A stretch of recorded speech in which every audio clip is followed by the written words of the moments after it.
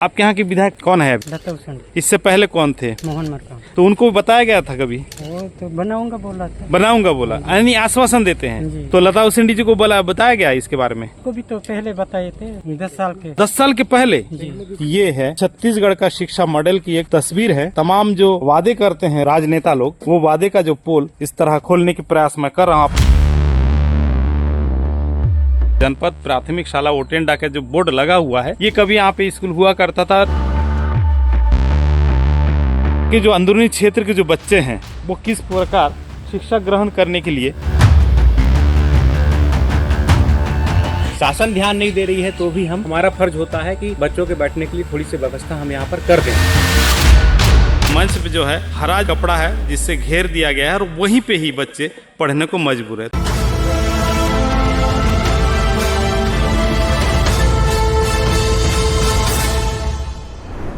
नमस्कार, मैं विश्वजीत मल्लिक और इस वक्त हम खड़े हैं ग्राम पंचायत ओटेंडा में, जहां पे आप देख सकते हैं मेरे वीडियो के माध्यम से यहाँ पे जनपद प्राथमिक शाला ओटेंडा का जो बोर्ड लगा हुआ है, ये कभी यहाँ पे स्कूल हुआ करता था। और इस स्कूल की खबर जो है मैं इससे पहले आज से 2-3 साल पहले लगा चुका हूँ और तत्कालीन जो विधायक हैं हमारे मोहन मरकाम जी को भी इस खबर के माध्यम से मैं सूचना भी किया था एवं आगाह भी किया था कि यहाँ पे जिस परिस्थिति में यहाँ के जो बच्चे हैं जो शिक्षा ग्रहण कर रहे हैं, क्योंकि मैं तब जब आया था तब ये जो आंगन है, मैं अभी आंगन के ऊपर जो मलबा गिरा हुआ है, इस आंगन में वो पढ़ाई कर रहे थे। इस आंगन का तस्वीर के साथ मैं वो खबर को लगाया था और इस बिल्डिंग की जो जर्जर हालत है उसको भी मैं दर्शाया था। आज जरा आप देखें, मैं फिर से आपको दिखाने के प्रयास कर रहा हूँ। ये वही बिल्डिंग है, आज से 3 साल पहले हमने एक खबर जनमानस के बीच प्रसारण किया था। तो आप सोचे जरा कि किस प्रकार यहाँ के जो अंदरूनी क्षेत्र के जो बच्चे हैं वो किस प्रकार शिक्षा ग्रहण करने के लिए मजबूर हैं।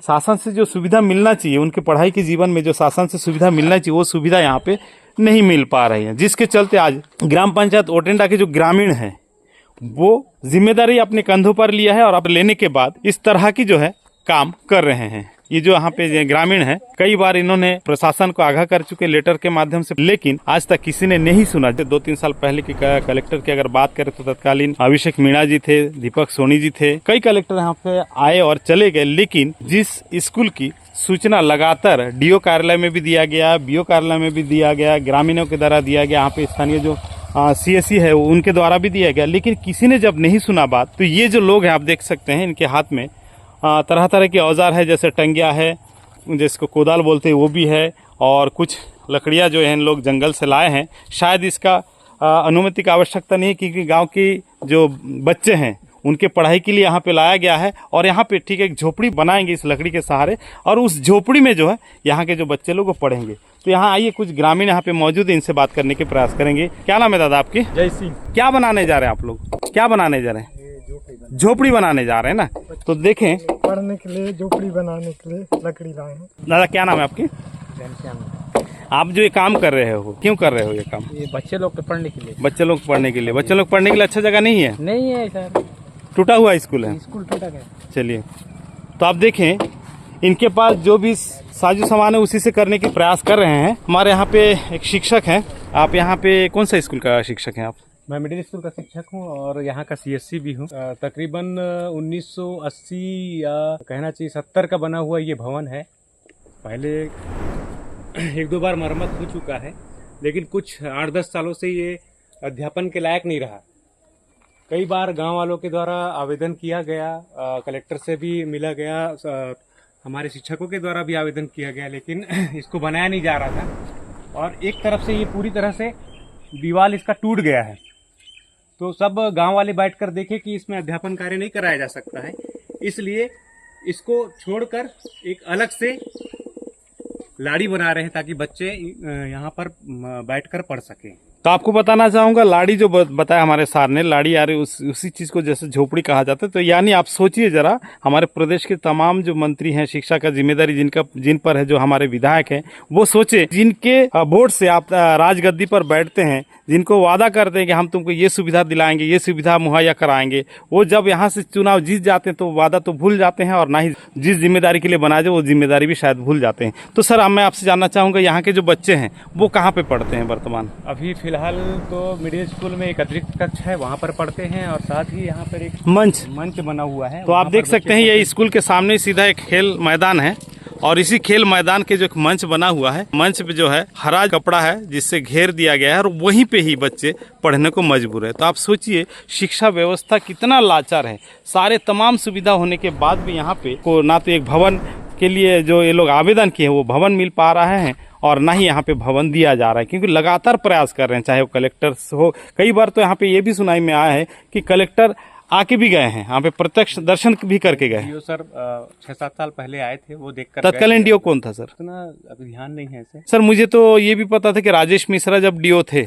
नहीं, उनसे पहले के डीओ। अच्छा, उनसे पहले के सोमैया साहब जी, सौम्या सर थे, यहाँ पे आए थे, कुछ कार्यक्रम था जी, तब वो उनको दिखाए थे यहाँ पे जी वो देख कर गए थे। राजेश मिश्रा सर को भी दिखाए थे यहाँ जी पे, जी यहाँ जी पे बैठक लिए थे। नहीं, हमारी खबर में भी हम भी उनका जिक्र किए थे, लेकिन जी जी यहाँ पे बैठक लिए थे, तब उनको दिखाया गया था कि सर ये भवन जो है एकदम डिसमेंटल हो रहा है, जी जी यहाँ पर बच्चे बैठ कर नहीं पढ़ सकते। मरम्मत, छोटे छोटे मरम्मत कराने से भी यहाँ पर संभव नहीं है। कहना चाहिए कि आज मरम्मत कराओगे 2 दिन में दूसरी जगह खराब हो जाना है, तो रिस्की है बहुत ज़्यादा बच्चों को बिठा के पढ़ाना यहाँ पे। इसलिए गांव के पूरे सभी लोगों ने बैठकर निर्णय लिया कि अब इसमें ना बिठा के हम अलग से लाड़ी उनके लिए बनाएंगे, बच्चे वहीं पर पढ़ेंगे। शासन ध्यान नहीं दे रही है तो भी हम गांव वाले, हमारा फर्ज होता है कि बच्चों के बैठने के लिए थोड़ी सी व्यवस्था हम यहाँ पर कर दें। इस वजह से पूरे गाँव वाले आज इकट्ठा होकर यहाँ लाड़ी बना रहे हैं। क्या नाम? मानसिंह नेतम जी। कहाँ से हो आप? ओटेंडा से हो। अब यहाँ के ये झोपड़ी बनाने के लिए आए हो आप? जी, तो किसके लिए? बच्चों के लिए। बच्चों के लिए ले आए हो ना। तो आप एक बात बताइए, यहाँ पर आपके यहाँ के विधायक कौन है? अभी लता हुसैन, इससे पहले कौन थे? मोहन मरकाम। तो जब मोहन मरकाम विधायक 10 साल वो विधायक थे, जी, तो उनको बताया गया था कभी? वो बताए थे उसको। बताए थे। हाँ, तो क्या बोले थे मोहन मरकाम? वो तो बनाऊंगा बोला था। बनाऊंगा बोला, यानी आश्वासन देते हैं, जी। लेकिन बनाते बनाते नहीं है ना। जी। तो अभी लता उसेंडी इस पद में है, अभी वर्तमान विधायक हैं, तो लता उसेंडी जी को बताया गया इसके बारे में? उसको भी तो पहले बताए थे। पहले बोलने से मतलब 5 साल का, उससे पहले जब विधायक थे तब? जी, 10 साल के बाद। 10 साल के पहले। जी। तो आम जनता इस बात को गौर कीजिए, जो आज से विधायक के रूप में मोहन मरकाम 10 साल यहाँ पे विधायक के रूप में थे, उसके पहले जो लता उसेंडी विधायक थी के बारे में सूचना दिया गया था ना, तब बनी। 10 साल मोहन मरकाम का विधायक काल बीत गया तब भी नहीं बना। अब पुनः फिर लता उसेंडी वर्तमान जो है पद में विधायक के रूप में अभी एमएलए है हमारे इधर के, इस ओटेंडा क्षेत्र के, लेकिन फिर भी कोई सुनवाई नहीं हो रहा है। यानी गांव के प्रति किसी प्रकार की राजनेता कोई जागरूकता नहीं दिखा रही है ना। तो आप सोचे, ग्रामीण हताश होकर किसी से भरोसा ना कर इस तरह की जंगल से लकड़ी लाकर बच्चे के भविष्य के लिए है यहाँ पे झोपड़ी बनाने की प्रयास कर रहे हैं। आपको मैं दिखाने जा रहा हूँ कैसे जगह पे बच्चे पढ़ेंगे। ये है छत्तीसगढ़ का शिक्षा मॉडल की एक तस्वीर है, और तमाम जो वादे करते हैं राजनेता लोग, वो वादे का जो पोल इस तरह खोलने की प्रयास मैं कर रहा हूँ। आप देखिए, गड्ढा किया गया है, यहाँ पे डेरिया जो गाड़ी जाएंगे और इसके ऊपर लंबे जो लकड़ी देखा गया उसको बिछाया जाएंगे। बिछाने के बाद फिर खपरा हो या फिर तालपत्री उसको बिछा कर जो है यहाँ पे बच्चों के पढ़ने के लिए जगह बनाए जाएंगे। तो आप सोचिए कि किस प्रकार यहाँ के जनता को प्रलोभन देकर चुनाव तो जीता जाता है, परंतु चुनाव जीतने के बाद इनको किसी प्रकार की शासकीय सेवा का लाभ ना तो इनको दिया जाता है, ना ही इनके बच्चे को मिलता है। तो आप सोचिए, ऐसे परिस्थिति में शिक्षा व्यवस्थाओं की अगर हम सरकार से लंबी चौड़ी अगर किसी भी चीज की उम्मीद करें तो शायद मिल पाना बेहद ही मुश्किल है।